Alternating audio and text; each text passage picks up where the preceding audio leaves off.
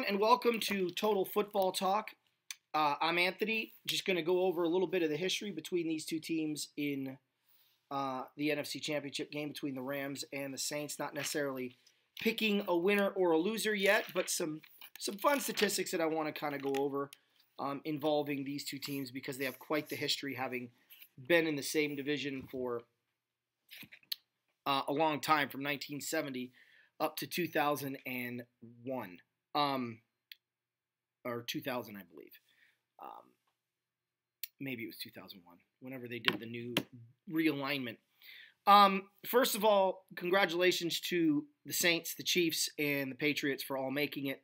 I believe these have been three of the four best football teams in the NFL all year long, and they get an opportunity to kind of go at it. So it's really good, and certainly in the NFC, it held serve all year long that the Rams and Saints were 1 and 2. Like I said, the show isn't necessarily about me picking a winner or a loser, but I do want to address a few things. I had somebody, one of you fans out there, thought that the Rams last year had a bye going into the playoffs. Just a reminder for some of you younger people or newer to football, the wild card team never gets a week off. The 3, 4, 5, and 6 seed all play each other the week right after week 17.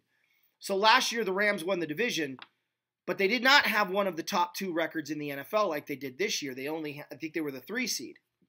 So because of the tiebreaker with Philly and the tiebreaker with Minnesota, the Rams were forced to play in the wild card round. Now, because they won their division, they hosted the wild card round, but there was no bye week for the Rams last year, which goes back to what I had said in the previous show, that Sean McVay is undefeated coming out of a bye. Last year, 2 years ago, we had the bye week after Arizona in London. We had the bye week, and then we played Houston at home, and we beat the Texans.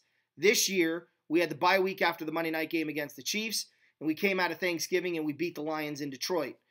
This year, again, we had a bye week after the Week 17 game against the 49ers because we did not play in the wild card round, and we beat the Cowboys. So we are 3-0 coming out of a bye week. So I wanted to make sure that was cleared up. Now, and that's under McVay, obviously. That's not Ram history. Now, I want to touch a little bit on this game between the Rams and Saints. A lot of people don't realize, but this is the 4th time the Rams would have played in New Orleans in 3 years. Really in 2 years. Well, I guess, no, it would be 3 years. So when we first came back to LA, Jared Goff, at the end of the year, he started the last 7 games, and one of those 7 games he started was at New Orleans. Now, we all know there are a lot of players on this football team right now that played in that game or were on that team. From Aaron Donald to LaMarcus Joyner to obviously Jared Goff, Todd Gurley, many of the guys on the O-line, Saffold, Blythe, Havenstein, all of them. We lost that game, but that happened 3 years ago. Then last year, of course, we played the Saints at home. But then this year, we played the Saints in New Orleans during the preseason. We played in New Orleans during the regular season, and now we're going to New Orleans in the postseason. So this is the 3rd time this year the Rams would have gone to New Orleans.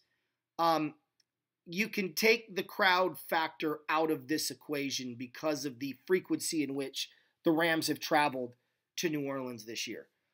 They're well aware of the crowd noise. They're not going to succumb to the voodoo of the crowd noise. They're going to succumb to the voodoo of the Saints defense if they lose this game. It's not going to be because of crowd noise. But this is an interesting history because the Rams have owned this series. Even counting this year's loss in New Orleans, the Rams are 41-34 all time against the Saints. And that includes 2 different times the Rams had won 5 in a row. And one other time where they won 4 in a row. So there's been 3 occasions where the Rams had clean swept for over 2 straight seasons or 2.5 years over this team. The Saints do hold the longest win streak in the series of 7 games, ranging from 1990 all the way to 1993. Then the Rams finally won in New Orleans that year to end the losing streak. but they had lost 9 of their last 10 games in New Orleans as the LA Rams before going to St. Louis. And, there, of course, things turned a little bit. But it's in St. Louis where the postseason history is. So the Rams are 0-1 all-time against the Saints in the playoffs. And ironically, that game was in New Orleans. And much like this year's regular season game, the Saints got off to a huge start, came roaring out of the gates. The Rams came roaring back to tie the game, or to be within 3 points of the Saints. They were down 31-28 when they forced the Saints to punt. Oz Hakeem fumbled the punt. The Saints recovered and were able to round the clock and got their first ever postseason victory in franchise history with a 31-28 win over the Rams. They would later go on to Minnesota in the divisional round and get absolutely obliterated by the Minnesota Vikings. And that was back in 2000. That was in the middle of the Rams' greatest show on turf years. That was also what I call the phantom holding penalty game. Marshall Faulk had scored a touchdown on an outside run that was called back on a holding penalty that just didn't exist. No one saw it. No one on the Rams, no one in the booth that was announcing the game could indicate that Roland Williams had indeed held. Everyone said it was just a bad call. But it is what it is, right? Bad calls are going to be a part of football, and the Rams lost that game. I don't want to get too caught up in officiating either, because the Rams have had their share of bad calls, and maybe they'll get some good calls going their way. I don't know. But I want to touch a little bit on this series, just to kind of talk about some games for me that were really memorable. And I have to be honest with you, there are some memorable games in Rams Saint history. Probably none more for me than the most recent memorable game for me, other than the playoff game in 2000, was in 2000 as well. Same year, Week 17. The Rams need a win to get in, and they need the Bears, ironically, to beat Detroit to get the Rams in the playoffs. If the Lions beat Chicago, Rams are out of the playoffs and the Lions are in. If the Bears beat the Lions and the Rams beat the Saints, the Rams are in the playoffs, the Lions are out. And they're playing all at the same time, all while I'm in Oakland watching the Raiders play the Carolina Panthers, because we were visiting my brother-in-law and he had tickets and got us tickets to that game. This was the first non-Arizona Cardinal football game I ever saw live. It was cool. The Raiders dominated, but I have to be honest with you, most of the time I'm watching two scores. I'm watching on the scoreboard, I'm watching the Lions losing to the Bears. I'm watching, or beating the Bears, and I'm watching the Rams beating New Orleans. The Rams ended up winning that game that year, 26-21. There was a moment there where the Rams were behind and the Lions were winning, and I'm like, really? This is how it's going to go? But with about 5 minutes to go in the Raider game, there was about 3.5 minutes to go in the Ram game, and the Rams took the lead to go up 26-21. And with right when that clock said 0, there was 1 second on the clock in the Bear-Lion game. And the Lions were winning. And I knew, because it was 1 second and how long it had been 1 second, something was going on in the Bear game. I figured they were trying to ice the kicker, and Chicago was getting ready to kick the field goal. Guy in front of me pulls up a TV, one of those portable TVs, and he's watching it. And he shows it to me because I told him I'm a Rams fan. And Ettinger, I think it was Ettinger at the time, actually. It might have been Robbie Gould. Whoever the kicker was for the Bears makes the field goal. Bears win. Rams are in, because the Rams had already won just a little while earlier. And, of course, that game, the Raiders won, which won the division for the Raiders, and they became the AFC Western Division champions. So it was kind of a fun afternoon. I just remember that because of all the elements that were kind of playing part. And it's funny, too, because the next week when the Rams lost to the Saints in the wild card game, I remember my father came in. He's like, Anthony, I'm sorry. And I was like, Dad, don't be sorry. I'm not. I said, next year the Rams are going to go to the Super Bowl and they're going to dominate everybody. The Rams didn't deserve to go this far the way they played this year, but next year they're going to kill everyone. And that's exactly what they did. The following year they went 14-2. They dominated all the way through into the postseason. And then, of course, the Patriots happened. So that's kind of there. But really, most of my memories are in a 2-year period.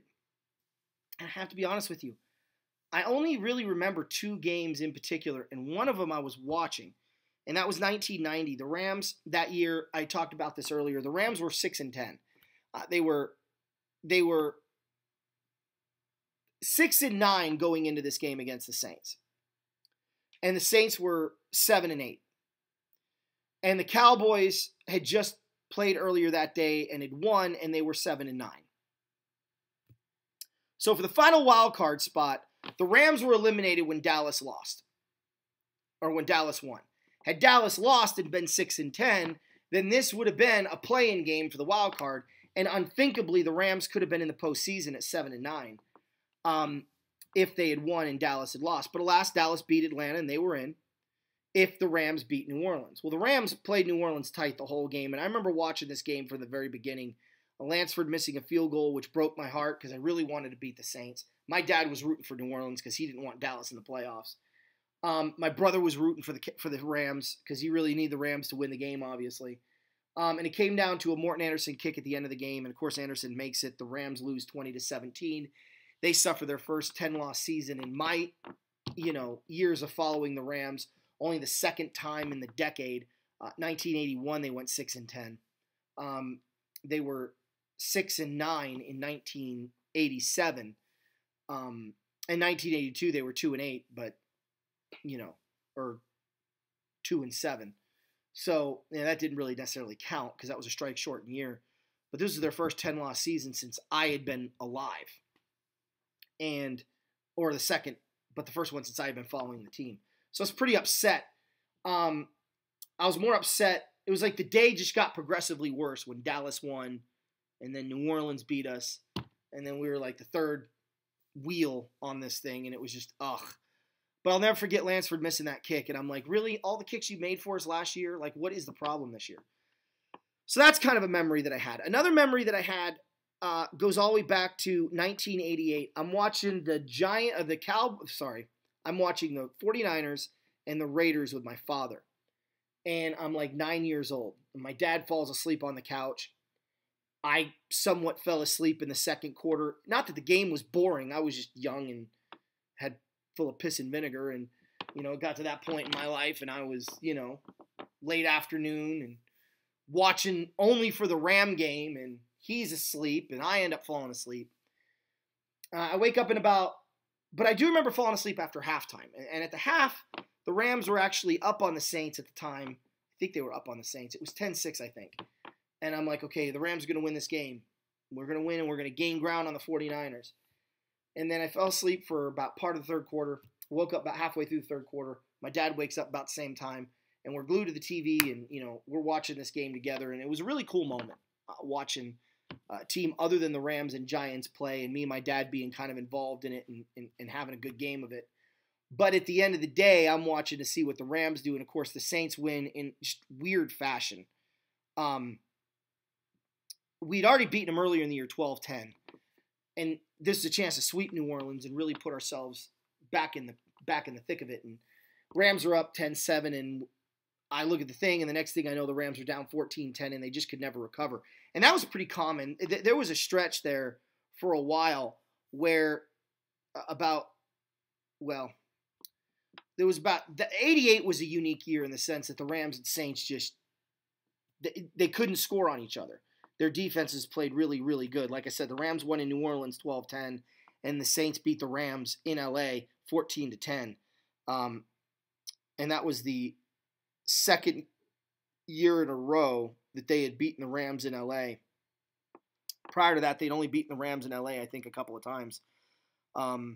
So that was like crazy that the Rams had lost that game. But the other memories that I have, one is not my memory necessarily, just kind of an explanation on why, in my opinion, 1986 is such a great season. You had some traditional powers miss the playoffs, so new faces in new places were playing in the postseason in 86. You had games it was a perfect balance back then. You had games like 44-38 Vikings against the Redskins in Washington, overtime game. You had 51-45 Dolphins over the Jets in week 3. You had 34-28 Broncos and Bengals in just a really good game. But you also had games like 6-0 Saints over the Rams, 14-7. There was another game that was 17-13, 13-10. It was such a wide spectrum. And anybody's schedule that you looked at, there were games they scored a lot in. There were games they didn't score a lot in.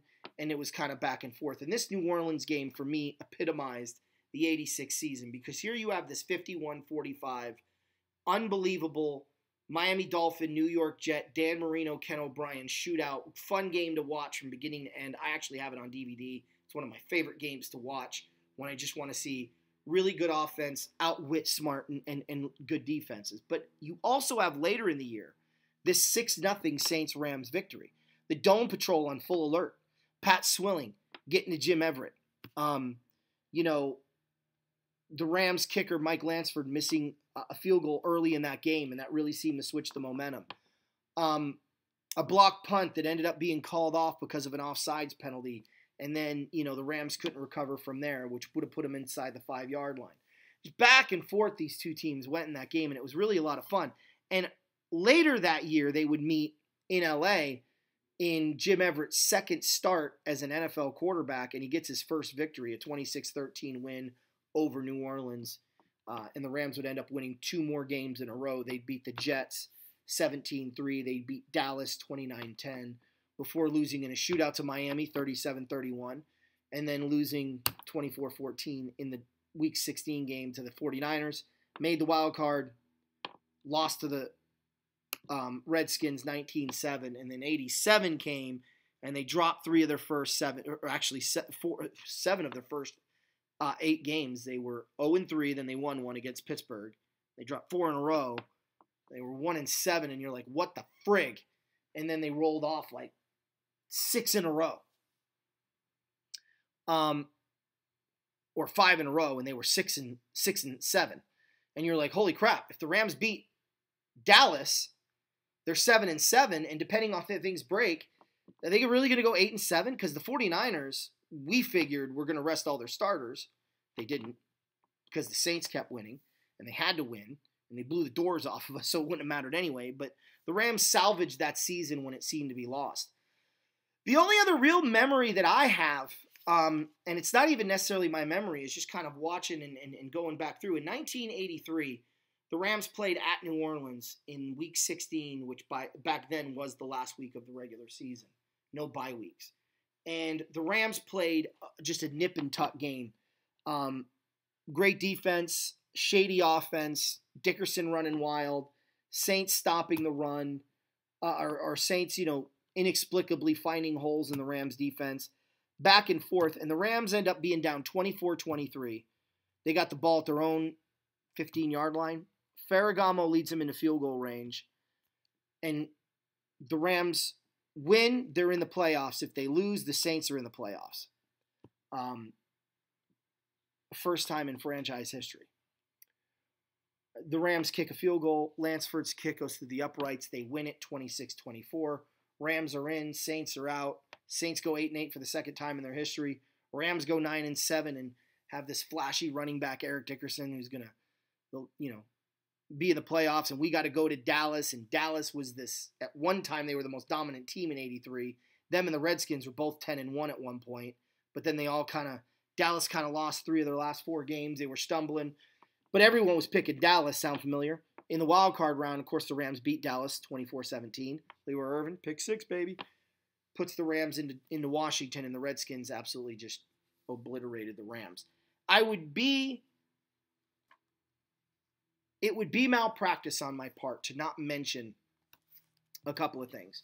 One, the Rams-Saints game in 1989, where the Rams went to the Dome, the Louisiana Superdome, and set an NFL record that still stands today for passing receiving yards in a game.